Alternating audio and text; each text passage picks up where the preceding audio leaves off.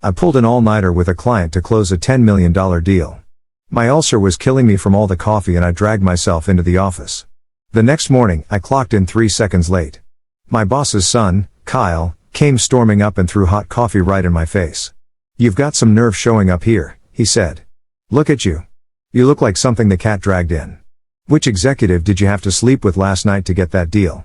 Don't bring your trash into this office," he said, looking at me like I was dirt. "We're not a dumpster. You think you're hot shit because you closed one deal? You're just some pretty boy who knows how to kiss up to clients." My boss, Don Harrison, called me into his office. He told me I needed to apologize to his son and he was taking away my entire commission. I didn't say a word. I ripped off my ID badge and threw it right in his face. The day I quit, their whole company started falling apart. The plastic on my badge made a loud crack when I tore it off. "Screw this job. Someone else can have it." I threw both pieces of my badge right at Don Harrison's greasy face. His face went bright red. He jumped up from his chair and stuck his finger so close to my face I could feel the heat. "You're fired. Get out of my office now," he yelled. "And starting today, every single one of your clients goes to my son, Kyle. Including Orion," he added, like he'd just won the lottery. Right on cue, the door to the next office opened. Kyle leaned against the doorframe with this smug smile on his face. "Leo," he said, all fake nice. "I'll be taking over your clients now. Don't worry. I'll do a way better job." I ignored both of them and walked out. Back at my desk, everyone was staring at me. Some people looked sorry for me. Others looked like they were enjoying the show. I didn't care. I just packed up my stuff into a cardboard box. Didn't take long before I logged out for the last time. I opened my work computer, found an encrypted folder with everything I'd built over the years. All my client templates, data analysis models, notes on what our big accounts liked and didn't like. Years of work and sleepless nights. I selected the folder right, clicked permanently deleted. Didn't think twice about then. I picked up my box and walked out of that place for good. Everyone was watching, but I didn't look back. The sunlight outside was bright, and honestly, I felt amazing. I gave myself a vacation, flew out to the coast. Sand, sun, waves, the whole deal. I was lying on a beach chair when my phone buzzed. Text from my old coworker, Amy. "Leo, it's a total mess here since you left. That idiot Kyle had a meeting on his first date. You won't believe the garbage he was saying." I sent back a question mark. "He said he wants to empower our synergy and close the loop on our deliverables and find new levers and drill down to the core logic of our pipeline." My brain hurts. What does any of that even mean? Then he rolled out this insane process for talking to clients. A client needs SOP. It's a bureaucratic nightmare. You need 3 reports and 7 approvals for the tiniest thing. Yesterday, I was just trying to follow up on an invoice. Took me an hour to write the form, and by the time he approved it, the client's accounting department was already closed. He also lost an important overnight package because his new system requires everything to go to the front desk first for sanitization. And logging delayed everything by a day. The client was pissed. And he totally went off on Mark, our top salesman last month, saying he didn't understand matrix management or talent profiling. Mark almost quit right there. I could totally picture Kyle all puffed up and throwing around corporate buzzwords. I laughed. What else? I typed. "Oh, it gets better. This afternoon, Mr. Peterson from Orion, we've had him as a client for 5 years, called with an urgent question about a technical spec. The kind of thing you used to know off the top of your head." Kyle looked through files for 10 minutes, stuttering, and couldn't give him a straight answer. Mr. Peterson just got fed up and hung up on him. He said, "Is there anyone left at your company who knows what they're doing? Why am I dealing with this incompetent fool?" Reading that made me feel pretty good. Not gonna lie. Any other genius moves? Tons. To prove how smart he is, he's making all our long-term clients sign a new standardized contract that he wrote himself. I looked at it. The terms are brutal. Liability goes to the client. It's insane. My stomach dropped. He's not going to try that with Mr. Peterson at Orion, is he? Who knows? He acts like landing the Orion renewal was all him. Walks around bragging about how his dad's masterful strategy made it happen. I sent Amy a warning. Peterson hates being disrespected more than anything. Stay out of it. Don't get caught in the middle. I know Leo just needed to vent. This place is going down. Right after I put my phone down, I got a notification from the old department group chat and at everyone. It was Kyle. Team, next Monday I'm personally leading our visit to our most important partner, Orion Enterprises. We'll be finalizing a new bigger multi-million-dollar contract with Mr. Peterson. My first big win. It'll show certain people who the real sales pro is. Right after that, his dad Don jumped in. Kyle is a graduate of a top international business school. He's a real trained professional. Not like some street-level salesman who just takes clients out to dinner. You should all learn from Kyle. The future of this company is young talent like him. The chat immediately filled up with kiss-ass comments. Amazing, Kyle. One meeting from you is worth 10 from anyone else. Congrats in advance on the huge win. I stared at the crap on my screen and laughed. That deal you're all dreaming about is about to blow up in your faces. I turned off my phone and tossed it aside. The ocean breeze hit me, salty and fresh. The real show was about to start on Monday. Kyle and his sister Tiffany walked into Orion Enterprises like they owned the place. They were dressed up fancy looking, all entitled and superior. In Mr. Peterson's office, Kyle didn't even bother with small talk. He slapped his standardized contract down on the desk.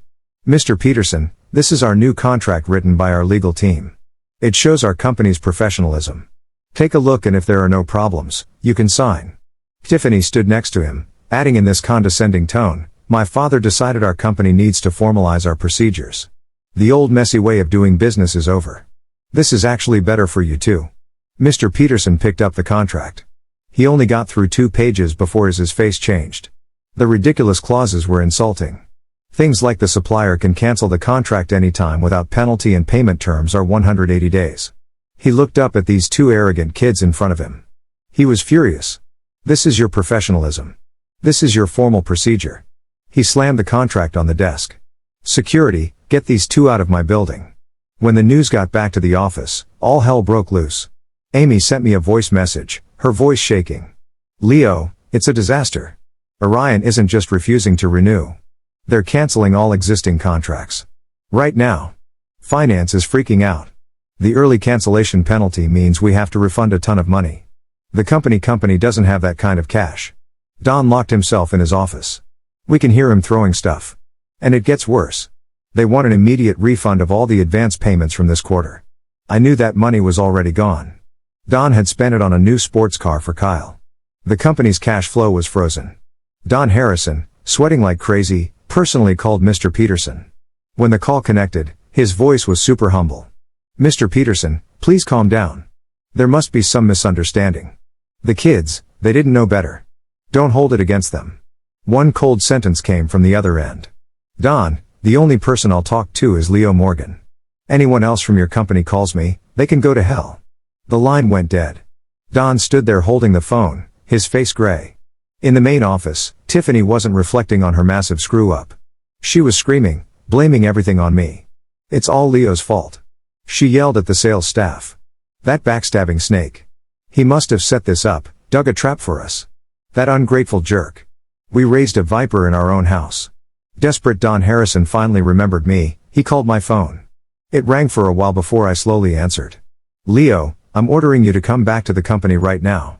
You need to fix this mess with Orion. He yelled. If you come back, I'm willing to forget what happened. Before I put the phone on speaker, the sound of waves crashing was super clear. Mr. Harrison, I'm currently unemployed, I said calmly. I don't have the authority or ability to handle your company's business. You, Leo, don't push it. After all the years this company invested in you, this is how you repay us? You're a traitor. I hung up before he finished. Then I blocked his number. The news about Orion canceling spread through the whole industry. Our company's reputation as Orion's trusted supplier was destroyed overnight. The next day, the stock price crashed at opening, wiping out tens of millions in hours. Several other big clients who were thinking about signing new deals immediately called to cancel. A distributor we'd worked with for years showed up in person, demanding payment for overdue invoices. It was all falling apart. To try and save face, Don Harrison started spreading rumors. At an all-hands meeting, he publicly announced that I'd taken kickbacks from our competitor, Stellar Dynamics. He said I was a corporate spy who'd intentionally sabotaged the Orion deal. This industry should blacklist scum like him with no professional ethics. He didn't just take bribes. He stole our most valuable client strategies. He said, all fake outrage. Amy secretly recorded it and sent it to me. I listened and just laughed. Kyle, desperate to fix things, tried to salvage what he could from my other accounts. He logged into my old work computer to contact my clients, but all my core client data was protected by encryption. Couldn't open a single file. It was a security program I'd written myself to protect sensitive info. Only I knew the password. Panicking, Kyle called ET demanding he crack it. The IT guy, sweating, tried to warn him. "Mr. Harrison, this encryption is custom built. Forcing it open is super risky. There's a 99% chance it'll cause permanent damage to the entire database. It would be like setting the company's lifeline on fire. I can't do it unless you sign this waiver accepting full responsibility. Just do it. If anything happens, it's on me." Kyle yelled, signing his name and shoving the paper at him. I need it open today. It had no choice. There was a click. A red warning box flashed on the screen. Database file corrupted. Recovery impossible. All the important client files, contact info and contract histories turned into gibberish. The data was gone forever. The company's last hope had just died when the news spread. The entire office went silent. Without Orion, and with all core client data wiped, the company was basically bankrupt. When Don Harrison heard, he almost collapsed. And just as their company was falling apart, a major announcement hit the industry's social media. Our competitor, Stellar Dynamics, proudly announced it had entered into a long-term partnership with Orion Enterprises, a powerful alliance for the future. The announcement included a photo from the signing ceremony. In the photo, Mr. Peterson from Orion and the CEO of Stellar Dynamics were shaking hands, smiling at the camera, and standing behind them with the title "Lead Representative" was my name. In the picture, I was wearing a sharp suit and I looked like I was on top of the world. The news spread through the city like wildfire. Every business forum, industry blog, and corporate chat group was talking about the same thing, how Stellar Dynamics had just sealed a landmark partnership with Orion Enterprises.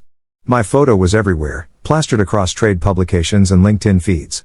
People who used to ignore my emails were suddenly flooding my inbox with congratulations, partnership proposals, and offers. The irony wasn't lost on me. Just a few weeks ago, Don Harrison had called me a disposable salesman. Now, his company's biggest client was shaking hands with me under a new banner, one that didn't bear his name.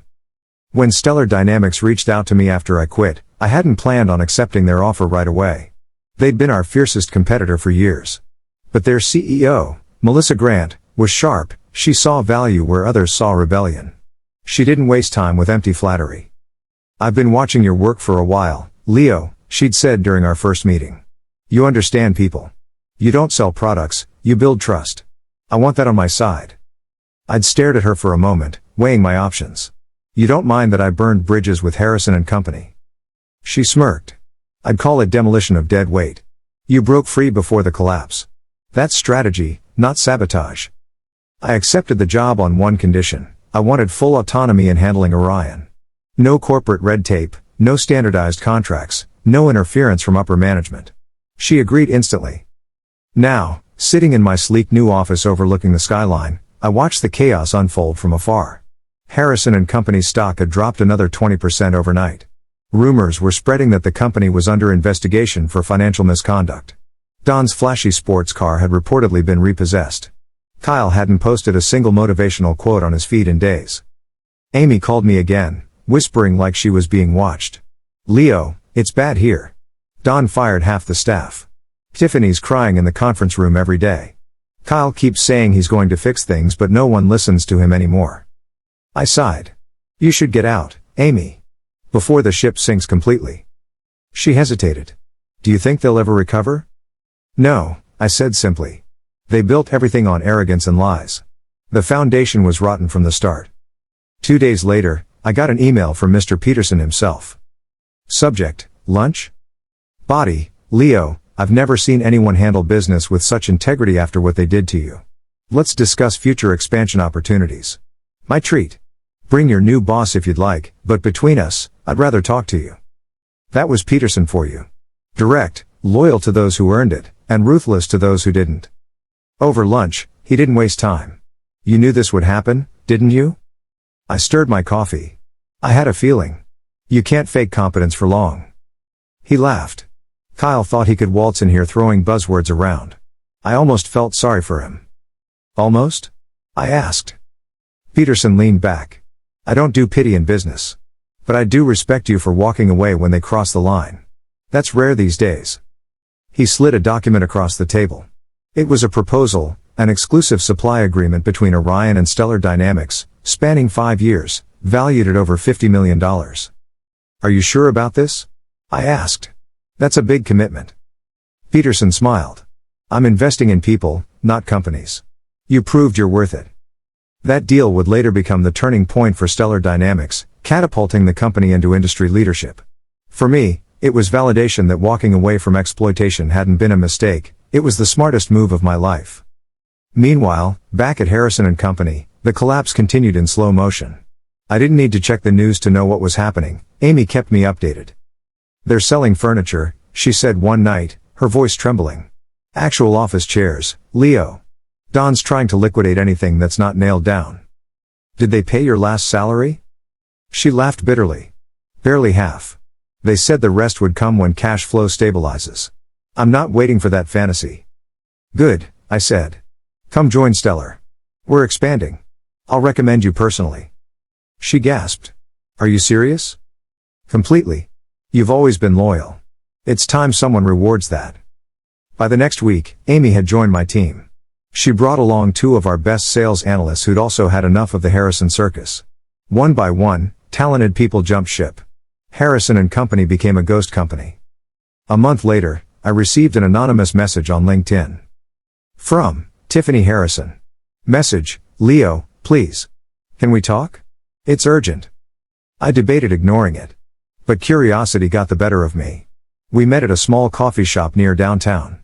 She looked nothing like the arrogant woman I remembered. Her hair was messy, her designer bag scuffed, her eyes red from crying. Leo, she began softly, I just wanted to say. I'm sorry. For everything. For how we treated you. You didn't deserve that.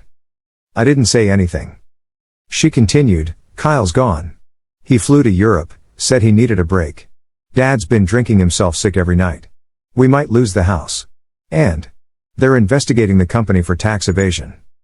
Her voice cracked. I don't know what to do. I leaned forward. Tiffany, do you remember the day you told me I should be grateful your family gave me a chance? That I'd be nothing without them? She flinched. I was stupid. Yes, I said calmly. But I learned something from that day. You don't need to destroy others to prove your worth. You just need to stop lying to yourself. Tears rolled down her cheeks. Is there any way you could help us? Maybe convince Mr. Peterson too. I shook my head. No. The time for help is over. You chose arrogance over respect. You made your bed. Now you lie in it. She sobbed quietly. People in the cafe turned to stare, but I didn't care. Goodbye, Tiffany, I said, standing. I hope this ruins you just enough to make you human. By the end of the quarter, Stellar Dynamics had overtaken Harrison & Company's former market share entirely. The media called it the Orion shift. Internally, we just called it justice. Melissa walked into my office one afternoon, tossing a folder on my desk. You've got an offer, she said. From who? Global Tech Capital. They want to make you executive director of international accounts. Big salary, stock options, the works. I smiled faintly. Tempting. But I'm not ready to jump ship again. She raised an eyebrow. Why not? You've already proven your point. Because this time, I said, I want to build something lasting. Not for revenge, just for excellence. Melissa nodded. That's what I like to hear. Keep that fire, Leo. It's rare. Weeks passed. My calendar filled with meetings, negotiations, and expansion plans. But one afternoon, a familiar number appeared on my phone screen, Don Harrison. For a moment, I considered ignoring it. Then I picked up. His voice was hoarse, almost unrecognizable. Leo. I just wanted to say. You won. I wasn't playing a game, I said evenly. He coughed. Maybe not. But you still won. The company's gone. We're filing for bankruptcy next week. I thought I'd feel angry, but honestly, I just feel tired. There was a long silence. Take care of yourself, Don, I said finally. Sometimes losing everything is the only way to see what really matters. He didn't reply. The line went dead. That night, I walked along the same beach where I'd been when I got Amy's first message. The waves were calm, moonlight shimmering on the surface. I thought about the journey, how a single act of humiliation had started it all. Kyle's hot coffee, Don's greed, the company's arrogance, they'd all burned me once. But in the ashes, I'd found clarity. Success wasn't revenge. It was peace. The kind that came when you no longer needed validation from anyone who tried to bury you. I took a deep breath and smiled. The next chapter of my life had just begun. The morning after the beach felt like a clean page. I woke before sunrise, brewed a quiet cup of coffee, and watched the sky brighten over the city. The phone was silent for once. No frantic pings from group chats. No coded messages from people trying to play both sides. Just the hum of a day that belonged to me. At 9, I stepped into the office at Stellar Dynamics and the calm was gone. Melissa met me at the elevator with a folder in her hand and a look that said trouble. She did not waste words. "There is a leak against you," she said. "An anonymous packet hit 3 industry blogs before dawn. It claims you stole proprietary data from Harrison and sold it to us. There is also a claim that you misled Orion during negotiations. The documents look dressed up with timelines and file names and even screenshots." I felt the old heat spark under my ribs, the same burn that started the day Kyle threw coffee at me. I took the folder and read in silence. The packet was a neat trap. It stitched together public facts with forged details, using a few real dates and team notes from years back to make the lie look convincing. The kind of fabrication that is more dangerous than a wild rumor because anyone skimming would say it looks plausible. "We can get ahead of this," I said. "But we need our homework done in hours, not days." Melissa nodded. "Already on it. Legal is drafting a statement. PR is asking for your decision on whether to go on record. I brought you in because you have to choose the posture. Hit hard or stay measured." "Measured," I said. "Hit hard later with proof." I called Amy and our new analyst to the war room. Short hair tied back, coffee cups lined like chess pieces, laptops open. We built a list of what the packet claimed and paired each claim with a document that could prove the opposite. Contract creation dates. Version control logs from my personal drive showing my templates existed years before Harrison even noticed they were valuable. Email threads where I begged for better security and was ignored. The old non-compete that Don had refused to enforce because he wanted the optics of being the generous boss who believed in freedom. We gathered sworn statements from 2 former clients who would attest that my models were mine and that I never took a single bite of Harrison property after resignation. Amy looked up from her screen. "Leo, there is a weird pattern. These screenshots of supposed shared folders show a file path that never existed on our internal network. The IT format is wrong by 1 character.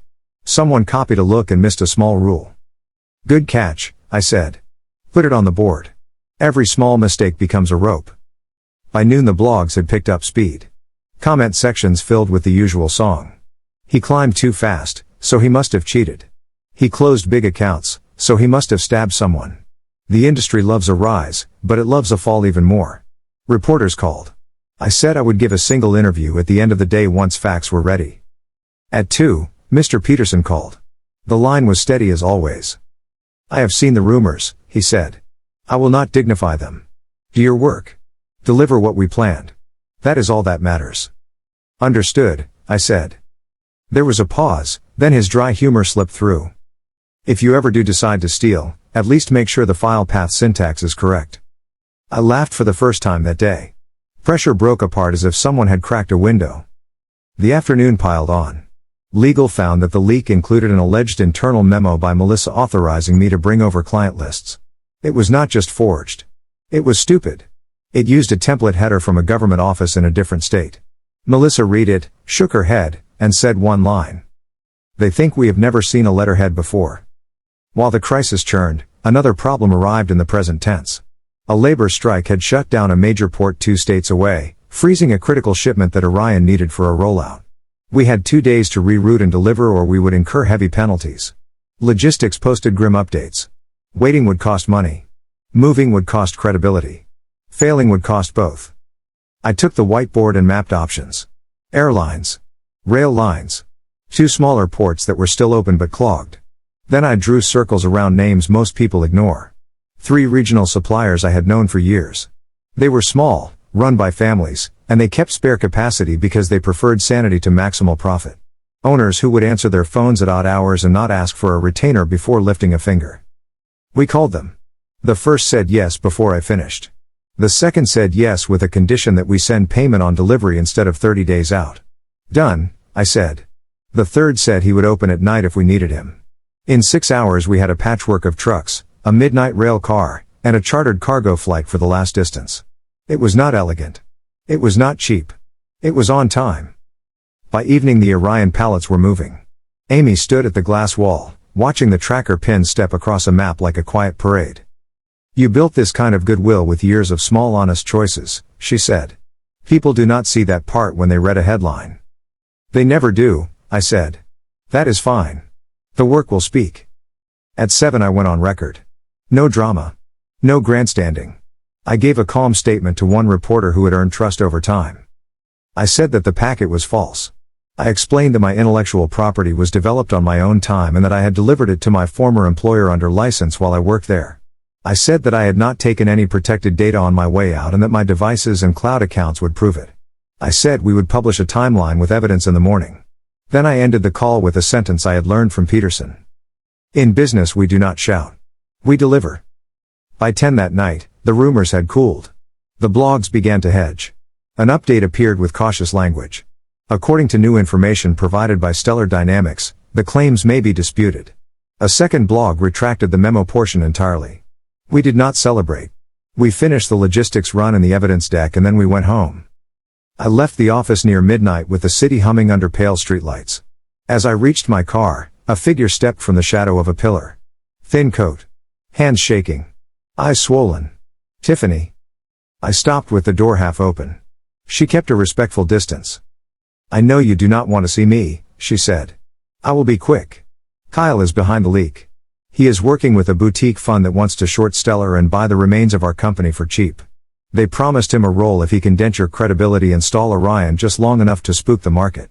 He sent the packet from a friend in another city and that friend layered it through a burner." I stared at her. The story sounded exactly like Kyle. Loud when he wanted credit. Quiet when he wanted escape. "Why tell me?" I said. She swallowed. "Because the fund is not buying to rebuild, Leo. They are buying to strip. There is a list. Close the small regional partners you just used. Fire the warehouse crews. Move production overseas to a shell with worse standards. They are calling it a necessary reset. It is a scorched plan that will hurt people who never had a say. I can live with my own mistakes. I cannot watch them burn the last decent part of what we built." She reached into her coat and pulled out a scuffed thumb drive. There are emails. The packet drafts. The non-compete strategy. The short positions. The side agreement with a lawyer who is happy to file any motion for a fee. I took these when I realized what he was doing. Do not ask how. Do not ask why I still had access. Just use them. I did not take the drive right away. I watched her face. The old arrogance was gone. In its place was a kind of tired clarity I recognized from people who hit a wall and decided to stop pretending. "All right," I said. "If what is on there checks out, it will help the truth. But understand something. This does not erase what you did to people when you had power." She nodded. "I know. I am done asking for redemption. I am only trying to limit the damage left." I took the drive. She left without another word. Back at my apartment I worked until dawn with Amy on a secure line. We opened the files and cross-checked them against the packet. The pieces fit. There were exchanges between Kyle and a contact at the fund with precise instructions for timing. There were drafts of the fake memo and a spreadsheet that compared several letterhead styles to see which looked official.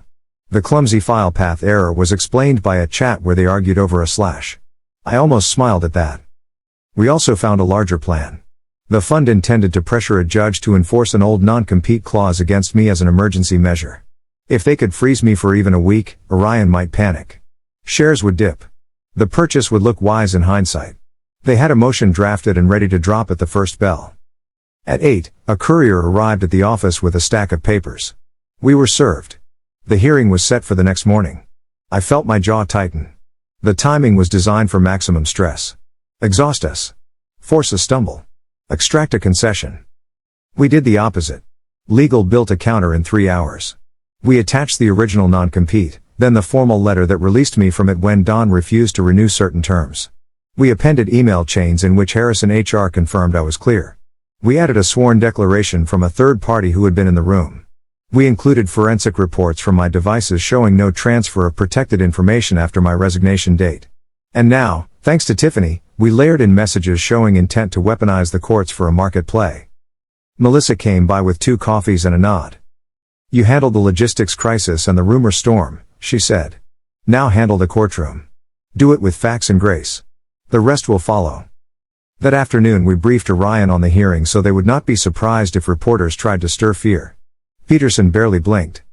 "If a judge asks whether you misled me," he said, "I will take the stand and say no.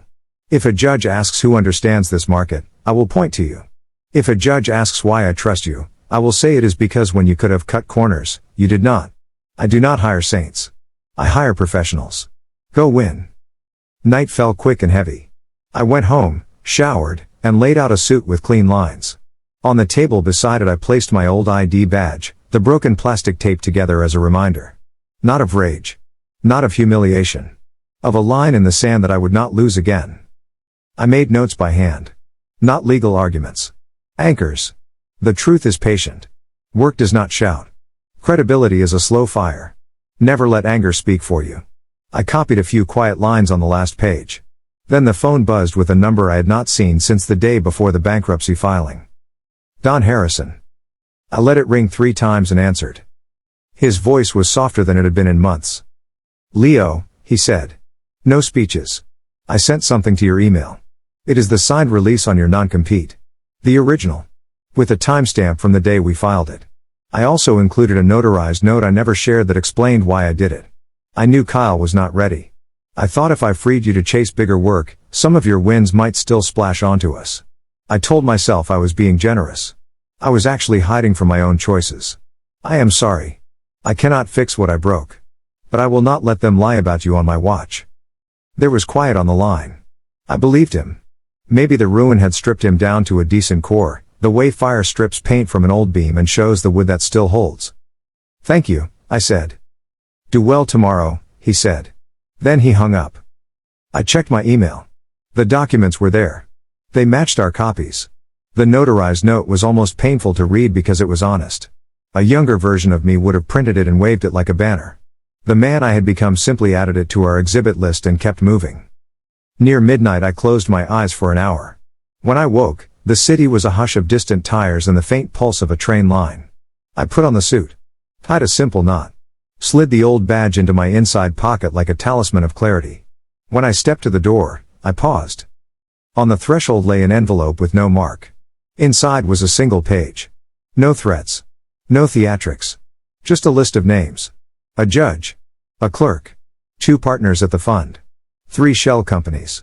A schedule of calls that tied them. At the bottom, a single line. From someone who once admired your restraint. Do not let them turn the process into a weapon. I looked up and down the hall. No one. The building was still. I folded the page and placed it with the rest.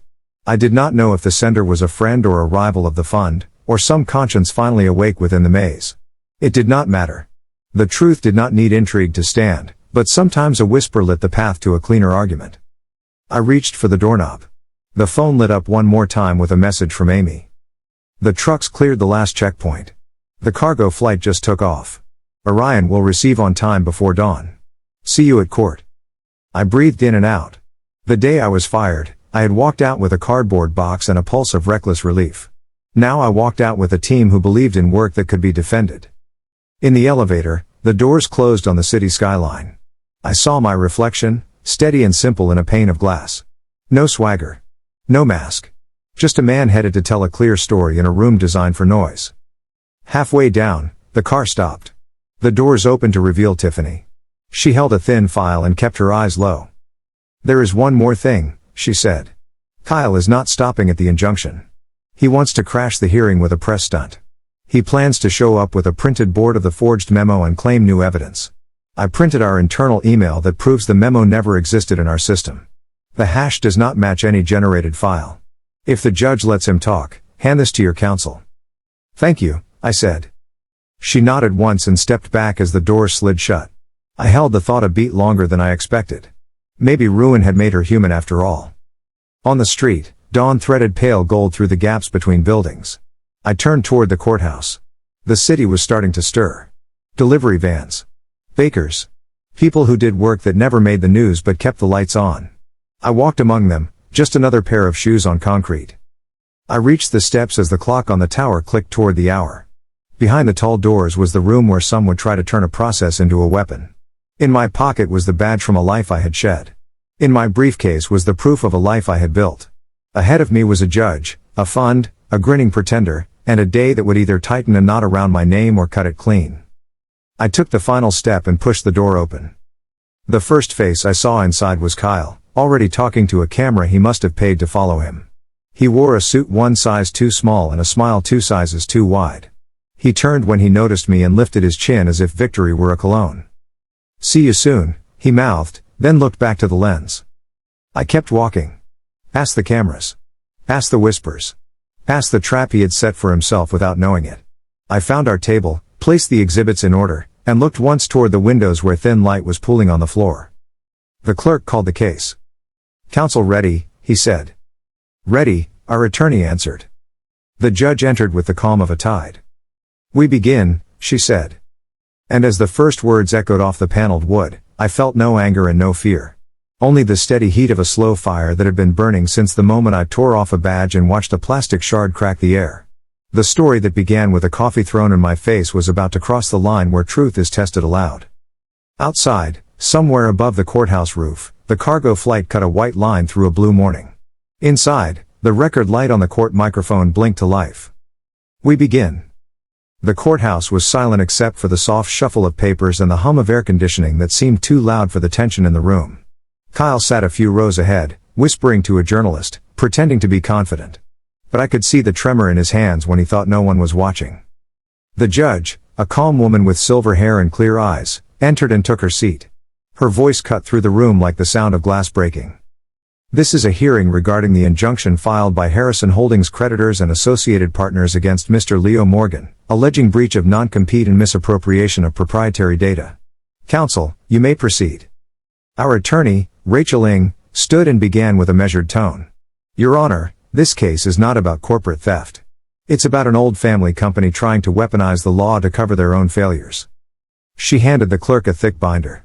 "This contains the original release of the non-compete clause, signed by Mr. Don Harrison, dated and notarized. The opposing party has no standing to enforce what no longer exists." Kyle's attorney tried to interject. "Your Honor, we have new evidence showing." Rachel raised a hand, calm as ice. "Before we continue, we'd like to address the forged memo circulated in the press." She walked to the projector, connected her tablet, and displayed 2 documents side by side. On the left, the fake memo. On the right, the original formatting template from the state's Business Records Office. As you can see, the header used in this alleged memo belongs to a State Department in Ohio, not our client's jurisdiction in New York. The metadata clearly shows it was created 3 weeks ago on a consumer laptop. The author? Mr. Kyle Harrison himself. The judge leaned forward. "Do you have proof of authorship?" Rachel nodded and tapped again.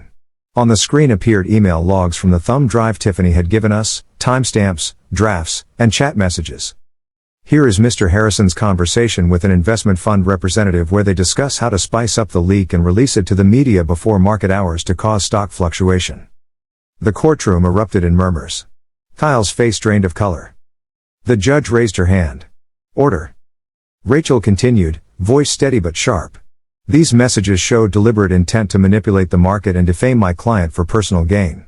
What's more, the fund in question took short positions against Stellar Dynamics and Harrison Holdings simultaneously. They were planning to profit from both sides." The opposing counsel looked like he wanted to disappear. The judge turned to Kyle. "Mr. Harrison, do you have any statement?" Kyle stood, his voice shaking. I was only trying to protect my family's legacy. Leo stole everything. He took Orion. He made us look like fools." The judge cut him off. "Enough. Do you deny writing these emails?" Kyle's lips trembled. "I might have sent drafts. But I never."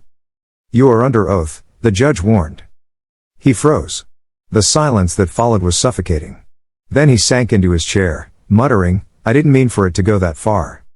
Rachel closed her binder. "Your Honor, we rest our case." The judge took a deep breath. "This injunction is denied.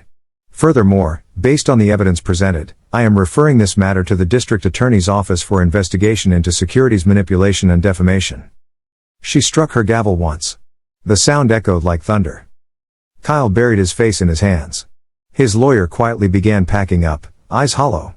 Across the room, reporters were already rushing out to file the story. When we stepped outside, the flash of cameras hit like lightning. I ignored the noise and walked down the courthouse steps.